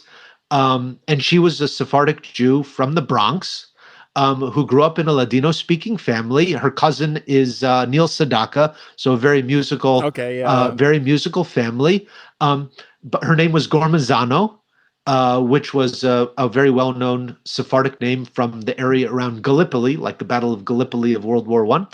But she became one of the musicians that brought Latin music, crossed it over into the mainstream. Now, you could say she was a cultural appropriator, maybe. She was an exploiter of. Let's be yes and about right? this. It could be, but like she did come from a broader framed Spanish-speaking environment, and at the time, the Hispanic communities were oftentimes sharing spaces together and sharing a framework together. And so there's this really interesting, like, kind of Sephardic music into Spanish music kind of thing. And then on the other hand, the Greek connection. So now I can't go to the Greek community, and there's an interesting thing that transpires there as well, because, Greek music, especially the genre of rembetika music, which is kind of Greek underground blues. It was associated with Christian refugees who came from Turkey, were expelled from Turkey, and they were sent to Greece after World War I in a very tumultuous moment of population upheaval and ethnic cleansing. And they developed this kind of urban music that they bring from Izmir in Turkey, and they develop it in Salonika and in the port of Athens, which is Piraeus, this underground workers' music, proletarian music. And some of the most important singers of this music were Jews. Not only Jews, but also Armenians. So the minority populations, there's a very typical phenomenon, producing the cultural iconic music of the era. And this was transplanted to the United States as well, although with limitations. There was one Jewish woman from the Ottoman Empire who wound up being involved in singing in some of these Turkish and Greek clubs. And her husband didn't like this idea. He thought that was below what a nice Jewish woman should do. But she was committed to preserving her music and her professional career. So she actually embraced Orthodox Christianity. She converted out, bringing her musical traditions with her, and she opened up a club on 8th Avenue in New York among all of these café chantants, these kind of like these music clubs playing Turkish and Greek music, and became a very important figure in the scene there. Amalia Bakas was her name. And so very fascinating kind of dynamics. And there's also figures like Rosa Eskenazi. Again, Eskenazi, but she was a Sephardic Jewish woman, completely Sephardic Jewish woman from the Ottoman Empire. And she's probably in Greece today the most famous rembetika singer. She toured in New York in the 50s. One of her hits was "Why I Love Cocaine." It gives you a sense, It reminds me of the Narco Corrido stuff from Mexico. Right. So it gives you so here you have the four different ways to think about Sephardic Jewish identity and culture reflected through the prism of music. So Sephardic Jewish music on its own terms in the Ottoman context, then its connection to Spanish music or Latin music, and then its connection to Greek music and Greek song, and a multilingual and polyphonic kind of environment that emerges out of all of this. I think is very exciting. It's really exciting, and the thing is, like, you're going to hear familiar sounds, and you're going to hear home. I hope, or you're going to hear like a fascinating place that you could feel comfortable. This is the story. That's the thing. I think that's what I'm trying to get to. This is all of our stories. The lens is different. The the position is different. If you're learning, if you're experiencing this whole just like world of culture from the point of view of current day Moldova or in Ednets. That's one direction. You're looking. You're going to get a completely different balance, but it's just a gigantic spectrum of a bunch of different parameters. And I think that's one of the reasons why the music is so connecting. It's so easy to connect to the music. Right. Yeah. But I think what's also interesting, and maybe there's a slight difference in terms of the trajectory of Ladino music as it relates to klezmer. Yes. Lyrics versus musical style, because Yeah. my experience, and Yeah. again, I'm not a musicologist.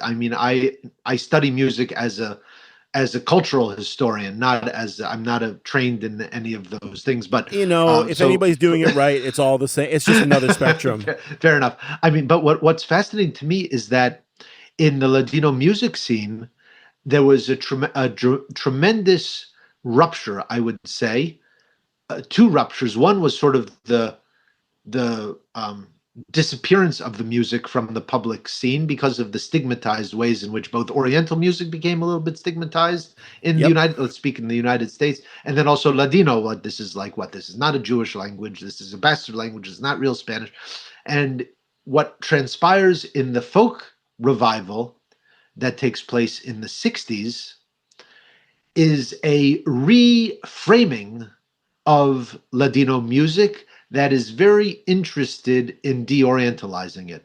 Right. You mentioned this as being, this was already happening, right? Right. Yeah. This was, and for me, that's really fascinating. And so the way that Ladino music is performed today, what seems to be significant is trying to preserve the language component, but not the musical styles that were associated with the way that these kinds of songs may have been played in the Ottoman environment. So, like, if you look at some of the early recordings that are done by people like Haim Effendi, or in this country, Victoria Hazan or Jack Maesh, there's still this, the maqam element is the dominant musical element, and the folk revival Ladino music, and the way in which those songs were documented, including in Israel by some of the most important documentarians of the era, really, and setting it to Western notation, by the way,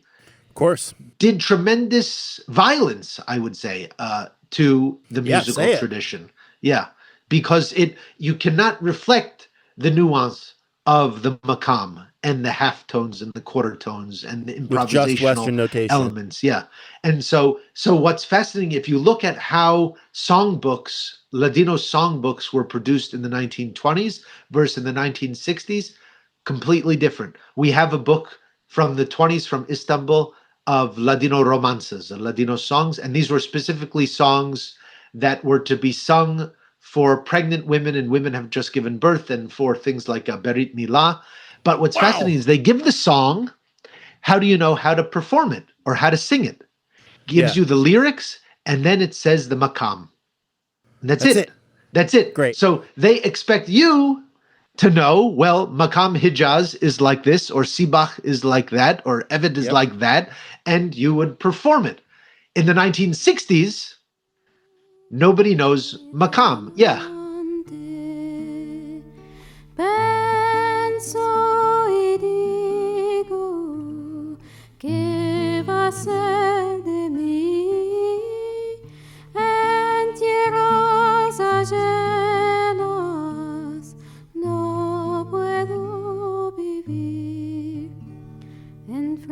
De mí hay un angelo con tus ojos me mira llorar quiero. And the thing that reminded me of was that I was just like, I should listen to some Sephardic music and everything. What's interesting about what you said about the folk revival is that the klezmer music became the site, and I'm going to use that word, orientalized, orientalized site, the dirty place, the place you could go be dirty. And, which is funny because, like, if you talk to Dave Tarras, he didn't have any time for that. That dude wore a suit to every gig in his life or something like that, And it's like, but you listen to the Klezmorim record, and it took on this, like, circus element to it and this dirty, and there's this, I think it's an awesome band that kind of takes this to what I think is the total extreme, which is this Japanese band called Batsuni Namo Klezmer. Oh, wow. And they have this version of Geschrei of de Wilde Katschke, the cry of the goose, wild goose from Mickey Katz. That is, it's just, it's like they just exploded that side of things. But it's like this silly thing, and it's like, which is so funny because again, that wasn't how the old guys were. I mean, these were like mafia types of suits. Like the move to the political and ideological forces that were around turned talk about that's the real trickle down stuff filter through our whole society. That's the thing that kind of, I mean, klezmer music as it is today was a lot of reaction against the, just the whitening of the Ashkenazi population. So you end up with nothing, right? They end up with no Jewish culture. They end up with some, a full separation of culture, peoplehood, and religion. And in Sephardic culture, it sounds like, and this is certainly reductive, but it sounds like there was this this cleaning up of it, where it's let's polish this up. We can use it if we really polish it up. We can find a place for it that's successful. Right. And it's so funny that is one of the sort of the ways that they're presented differently. Is like klezmer's a place where it's cool to make a bunch of mistakes and sound rough and tumble, and like Sephardic music is like the opposite. It sounds some of that, you put all that reverb on it. It sounds so pristine, and it's and none of that's real. Yeah. That's all made up. Right. And I think we can say like what was pulling people towards those things. We can investigate that, find if there's anything useful in there, and then just dump the rest, throw it down the drain, Yeah. Yeah. I mean, I think what you're describing is a really important point, because in some ways, what is the public representation, to the extent that there is one, of Sephardic culture in, let's say, American Jewish culture? And there's very little of it, but there may be two domains of which there is some element, which is music and food. And I think it's important. Food is one of the things. Those are the two things that lasted the most. Those were sort of allowed to stay. Correct. But why are they allowed? I think what's interesting is why are they allowed? Why are they allowed? And I think in the Sephardic context, why are they allowed is because they can be integrated into broader frameworks without disturbing the framework itself. So they're safe. They're safe, and they are nice. But they still have to be made safe, right? Like no. They had to be refurbished. They had to be washed in the folk or the re-genre, the reestablishment of the musical frame in a different genre, deorientalized in a certain sense.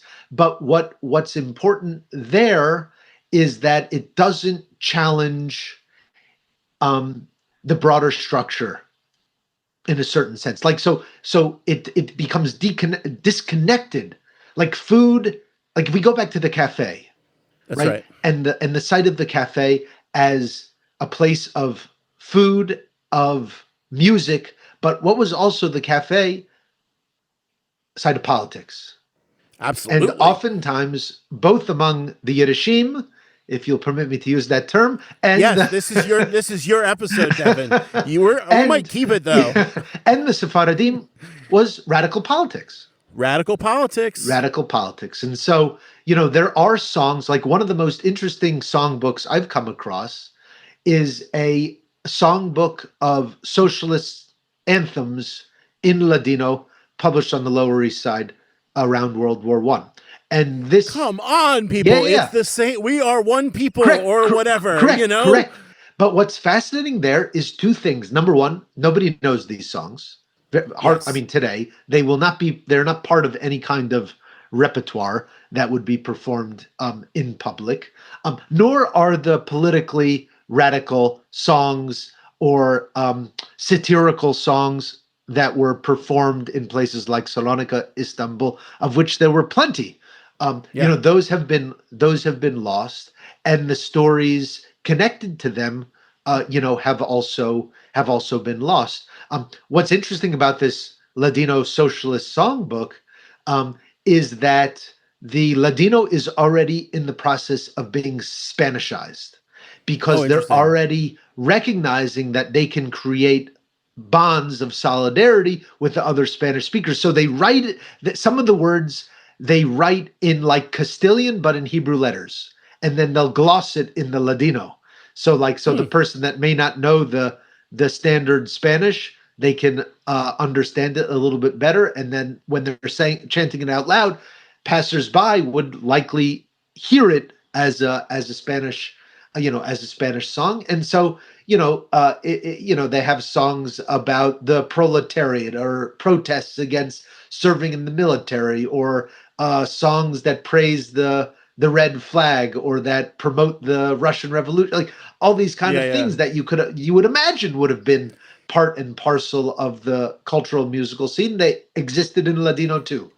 Yeah. And it's, it sounds, from what I've heard from you and where I know, what I think we can say that we're somewhere oriented, at least with the same general side of things. But how many of your friends are going like, I wish there was more representation on the Jewish left. And you're like, guys, I'm right here. Right. And or like people are like, booned this, booned that, booned everywhere. And you're like, guy, okay, okay, but like that was just one thing, and there's a lot of us, Right. I think that's true. And I think the question becomes, how can you bring these different threads, these different trajectories, these different histories, bring them out into the public space, into the public conversation, and think about them as a constellation.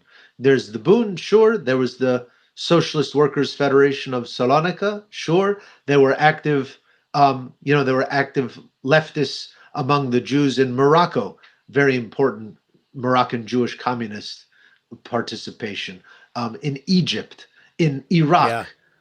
So there are all of these different kinds of Jewish engagements with left-wing politics and music. I know less about these other environments, but at least in the Ladino environment, music was an important conveyor of the politics. And in the contemporary Ladino scene, that's lost, and I think it's intentionally, it's both forcibly excised from the narrative, and then it voluntarily also to find a space. I mean, there's a Ladino expression that goes, "Déjame entrar, me hazaré lugar," which means, let me in, I will make a place for myself in that environment. And so this is the idea, let me in, but the term, what are the terms according to which I will gain admission? And so to what extent are the terms of admission up for renegotiation, or do we have to accept the terms that are imposed upon us? Say, you can come in if X, Y, and Z, or come in as you are. And I think that is still a point of contention in terms of the representation of Jewish cultures in the plurality. Absolutely, and cultures in the plurality, because, it's really important for people to remember that the Yiddish-speaking people did this too. We both, softened our edges, both for the purpose of solidarity, like you said, which is they were probably not trying to throw out the baby with the bathwater, but just, these things happen. And then at the same time, people were, and this happens to all people everywhere. This is an immigrant story. Yeah, you walk off, you land on shore, and you try to start assimilating that day. Yeah, people, people go back. I've said this before. Go back to our conversation with Ray Musiker, who is a living link to way, way, way back, and he said, as soon as people got here, they spent all their time trying to play American. All of his people that he grew up around, they wanted to be part of things. They wanted to make a living. Honestly, this is real. There's a material reality behind all of this that is so important. This is not, and then it's I'm really taking away this idea of the way Ladino music has been sort of how it's all been co-opted into this sort of different way of even thinking about culture or peoplehood, and how the result of that is so different for klezmer and for Ladino music, and how it's the same. It's reactions to the same things. It's involvement in the same things. Yeah. One of the things that I've encountered, especially as people keep asking me for more and more sources from a wider and wider range of the Jewish musical world, is that there's this absolutely important thing you said about how this Ladino music was not communicated in a Western way. Right. I run a community band in West Philly at a synagogue that's very much interested in these things, and they're always. And one of the things we encounter as a challenge is non-Western music doesn't really work it's not a group music in the same way, because there's not such, for example, you listen to these songs and I'm like, what's the definitive version of this melody that everybody can play? And you said there wasn't even one. There was nothing written down. So there's that issue. But then there's the fact that, like, you know, these people are looking for diaspora Jewish culture, and a lot of it has migrated to the state of Israel, right? Right. But then at the same time, even within that context, you have like this cleaned up, smoothed out version of it. Right. It's like, it's so political. Right. Yeah, it is we're very right in the middle of it all. And I think it also relates, like, the different genres of music of Sephardic music have had sort of different trajectories, because, you know, there are the there are the romances, and then there are some of the other kinds of songs that have different cadences to them, different themes that they discuss. But then there are also new, you know, the thing is that there are new creations also all across the centuries, and including in the 19th and the 20th century, you get new Ladino songs, popular songs that are in the Oriental style in the Makam, but you also get in Salonika and elsewhere, you get new Ladino songs, or songs that are performed according to known melodies, which is the contrafacta kind of style of thing. You know, so you have you have tangos, you have foxtrots, you have charlestons that also emerge. Yiddish music. Right? No. That's what I'm saying. It's part of this whole process of being a living music and a culture. And I think, you know, Ladino was not able to sustain itself. The Ladino speaking community was not able to sustain itself because of demographic and other reasons, in the way that there has been sort of a thread for Yiddish, I feel like. I bet you if you went back and looked at what it was that created these threads, it's like just a couple people here and there. Yeah. You know, but that's all it takes. That's all it takes. It's all it takes. Like Hanem Latek and her husband, and like, you know, then there's 4 books that everybody uses and are now online. You know, and it's like the Ruth Rubin archive. It's just a couple people here and there, and it's not some gigantic thing. So that's just a flip of a coin. Or it's like these are contingent. Like these are really, we're lucky, and other situations we're less lucky. But we can still that doesn't mean we can. I mean, you know, you're doing the work. Trying. Well, but I mean, I think you're right, though. I mean, I think, you know, like what happens is the version that gets written down is one of many versions that probably were operative, and then it gains the status of the authentic one, and it gets fixed in a way that a lot of these musical traditions were not necessarily as fixed as they were. And it also makes me think about a comment you mentioned earlier about the economic element, you know, what's the profit line in all of this? And I think that, you know, trying to repackage music and musical traditions for a market and uplifting potentially that culture and that tradition along the way. And I feel like for Sephardic, or more generally Ottoman style, Ottoman origin or Oriental music, it happens a little bit more surreptitiously. Like if you think about, and I alluded to this in our correspondence, I think before, like one of the songs that I associate with my youth is Mizerlu. You know, this was a song that was performed, or they had an album of it at all sort of family functions, and everybody knew how to dance the song. And I'll never forget seeing Pulp Fiction. I was going to ask, like, what was your experience seeing Pulp Fiction? I was like, what? Yeah. Because I sort of missed the steps in between. I was not aware of Dick Dale, who is Syrian, and Syrian American, and he brought this piece, this Ottoman folk song, essentially, into the public, brought it into surf rock, then it migrates to punk rock. It goes into all different places, but essentially that song that in a sped up way, that becomes talk about the 90s, the soundtrack, the main song for Pulp Fiction. I remember hearing that. I was like, whoa, I felt kind of like seen, but also like what happened a little bit, like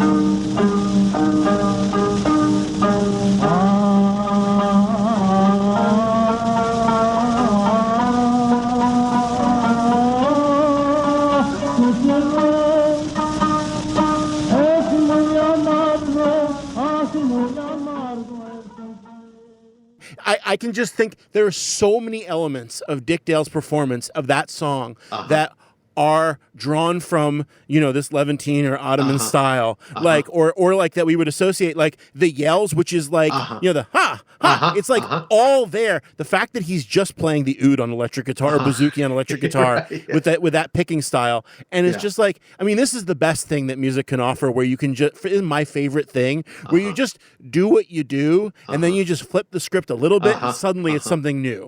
It's so cool. But what a wild ride, that song in particular. And I still love playing that song. I'll play it anytime. He also has one of my top 3 Hava Nagilas in the same is that style. Right? Really? Oh, it sounds it's almost exactly the same tempo and everything. It's just it's perfect. It's exactly what that song deserves. Yeah, that's great. Well, I mean, I think, the next iteration of that for me was the Black Eyed Peas song Pump It. I don't know if you're familiar with that song, but that also samples Miserlou in it. Yeah, and, sure.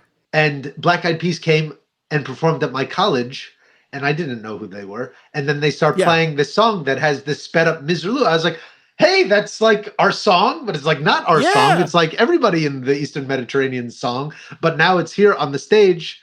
It was just really, really fascinating. Of like this, I felt that I was connecting to the song, but nobody else there would necessarily associate it with Jewish anything or Ottoman anything.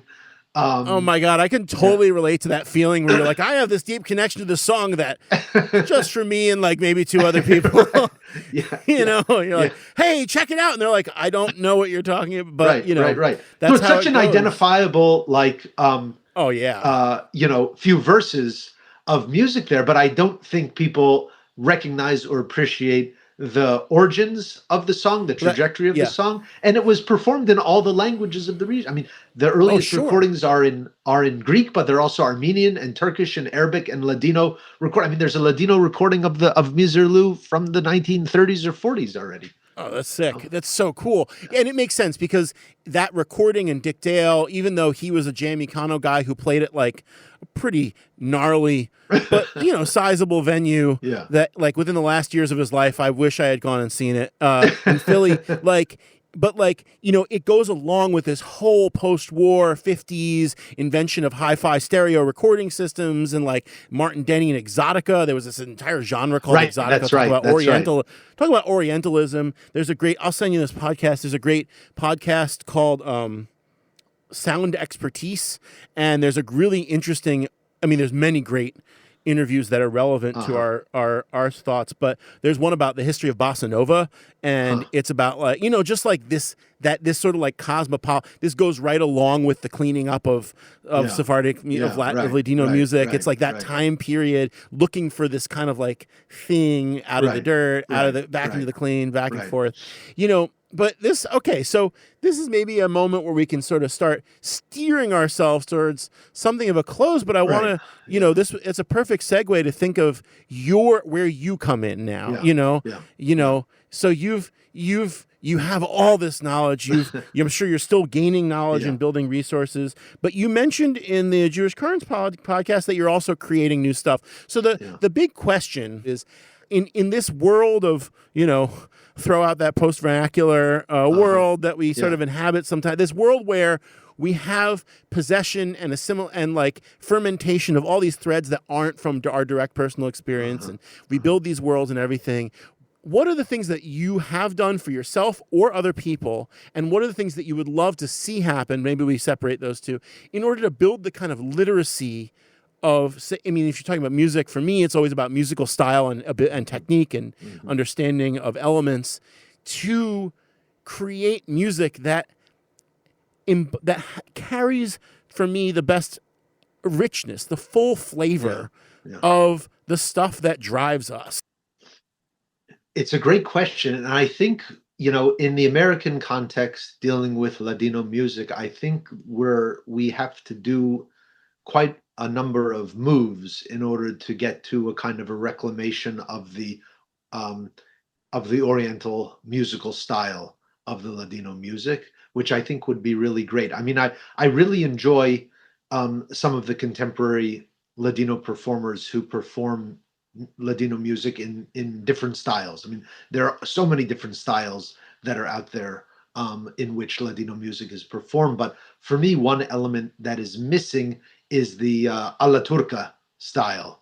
The Ottoman style of music, and I think that an effort to try to re-engage and reimagine what produce both performing um, known Ladino songs with the with a kind of instrumentation that would have been used to perform the songs 100 years ago, whether it's oud or and all of the instruments that come with that, um, is one thing that I think would be great. And another thing would be to produce new songs, not only with new lyrics in Ladino, but that deal and continue the alla turca style of music. And that's something that we don't really see. And that I think requires quite a lot of study and familiarity outside of the Western canon, the Western school of music. And I think that makes it a harder goal to reach because you have to have the combination of skills and styles. You have to have language, you have to have the Makam musical styles, and you have to be able to wed them together. And I think raising up both of these frameworks of the Ladino music and the alla turca Makam style music itself, and trying to merge them together and create something new that would speak across the generations but address the contemporary moment and the way in which, like, Ladino music, when set like that, you have a basically Jewish, Spanish, Middle Eastern trio there, I think can be very powerful for our contemporary moment in terms of building cultural bridges. Yeah. What's it been like trying to do that in your own life? And also, like, how has all this world that you've built and get to inhabit sort of gleefully now with so much, and it's come through every comment you've made in this conversation. Like, what have you been able to accomplish sort of towards that? I mean, that's a very specific goal that I think would be great. And God, would I love to, this feels like, being part of it somehow, but like, what are some victories or attempts or spectacular failures in your that you've tried? Well, I mean, I think trying to bring Ladino into a wider range of domains is something that I've attempted because, we sort of alluded to Ladino being the space of music. So that could be folk songs and it could be synagogue style music and then food. And right now, those are sort of the domains in which Ladino has a kind of active post-vernacular presence. The question for me, and something that I've been interested in, is bringing Ladino into other domains of life, like the domain of literature, the domain of politics, the domain of poetry, and seeing what possibilities, like Ladino and organizing, which is related to the political or the ideological. In other words, to not circumscribe the domains in which we authorize the use of Ladino and its attendant traditions, but to try to create a more multi-pronged, activated set of spaces for Ladino. And so it's something that I've been toying with a little bit in my own life, having attempted to speak to my children in Ladino, which has been a very challenging experiment. Like it's a success and a failure at the same time, to use your terms earlier. Well, that's parenting, right? Yeah, right. Well, parenting in general, but definitely the highs of the success and the lows of the failure of this experiment. Speaking to my children, especially my older son, who's now 9, in Ladino, I mean, I really feel as it was an attempt to try to position Ladino as a language of all occasions, which it once was. And that was very hard for me to do because it's not my native language, but it's a language I've been speaking and engaged with for over 20 years. So I have some familiarity and comfort with it, but I was kind of militant with my older son, especially. I, would decide to, for the first 5 years of his life, I spoke to him only in Ladino. And if I couldn't say what I wanted to say to him in Ladino, I said nothing at all. Wow. And so that, I will find out what his therapist has to say about all that sometime down the line. But, for me, that was, my children have a familiarity with the language, and hopefully the seeds have been planted for them to, again, pull on the threads that they have of their cultural inheritance and make what they so desire, but to have at least some of the kernels already there, I think is a great success that we've been able to do, and also recognizing the profound limitations of such an experiment. Yeah. What a challenge and what a joy, though. So I guess I'll leave it with, what are something that you wish you could, either something you would like, come join me in this, or what I could really use your help doing, or even just, is there anything that you really want to say that we haven't covered? Great. Well, I mean, I guess, because I don't have a background in music, and nobody wants me. Music, this is No, about no, so but much I'm saying more, nobody wants me to be singing for them or playing any Got it. instruments. But like, if there are folks out there with familiarity with the Makam style of music, and what I have done is I produced some lyrics of songs that I would love to set in the Makam style, and perform. Like, that would be an interesting thing to try to think about, potential collaborations or possibilities that might come out of it. And I would say also, anybody who's interested in learning more about Ladino music or Sephardic history and culture, to please, of course, be in touch. And we actually have quite a number of really good resources at the University of Washington Sephardic Studies program on our online digital collection. We have recordings of quite a number of field recordings of romanzas. We have quite a number of projects that deal with Turkish music among Sephardic Jews. That was done by my colleague Maureen Jackson. The ballads, the romances, are from Rina Ben Mayor. And we have some other work on the book of romanzas, of the songs for birthing women, by one of our PhD students, Kagwo. Did a great job comparing there are people still here in Seattle that know the old style of some of these songs, which she compared to the folk revival style of songs. No, she had only heard some of the folk revival style of the songs, and she played them for one of the members of our community who had never heard it that way, who had only heard it the way he knew it from growing up. And so to delve into that's so trying useful. to Cool. So if you're interested in gaining a little bit more sense of the texture of the language and the musical scenes, I do encourage everyone to check out the University of Washington Sephardic Studies website, and to be in touch. Let's continue the Moabet. Amen v'amen. So good. Devin, what an honor and a treat. It's a pleasure. You're just getting started. I can tell. Thank you. Thanks so much for coming on. No, thank you. Really appreciate it.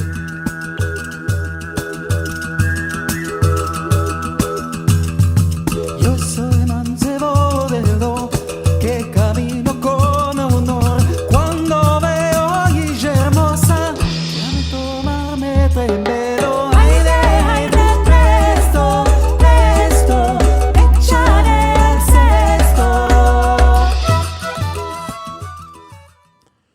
Wow. That was my conversation with Professor Devin Naar of the University of Washington, Chair of Sephardic Studies, and boy, does he well earn that role. This guy is so deep. He's such a fellow deep diver. Beyond all the information itself, I just feel a lot of kinship with him as someone who is driven towards his story and his work with the same energy, and because it's a Jewish story, with the same sense of inspiration, for me at least, that I get from all the people who I'm inspired by in our Yiddish world. And to make the kinds of connections, geographical, historical, aesthetic, others, that we got to make in this conversation through our own stories, through the history, it's a treat. this is what I love doing. And this is why I love doing this podcast. It's so much fun to do it within our Yiddish world, and it's just as fun, if not even more exciting, because it's so new to me to do it with people who are coming in who are just fellow travelers, the people who we're supposed to be in connection with. I love being in connection with Devin, and I hope that this is the start of a lot more opportunities to talk and to figure out how to work together. It was so cool, and I'm so grateful. And I'm so grateful for all of you for listening. At Yiddish New York, back at Klez Canada in the summer, and throughout the year, I hear from a lot of people about how much these episodes mean to you, how much you learn from them, and how appreciative you are that we do this. And that's enough, honestly. If only it could be enough for me, I'd be happy. I'm happy with it. And yet, I do put some of my own money to make these episodes, and I'm a, freelance trombone player, Enough said. But please consider supporting us in this new year, and so that we can keep making more what I think is truly cutting edge oral history, useful conversations, other kinds of work that we can't even imagine yet for you all. I want to do it. I hope you'll do it with me. And here's to a great year full of delicious music and culture and all the wins we need to for a better and brighter world. That's what I want, and let's do it. Let's try to make our music and our culture and all of our work a part of that goal. So, for now, we got lots more great conversations coming up in the new year. So stay tuned. And for the first time in 2026, good Shabbos.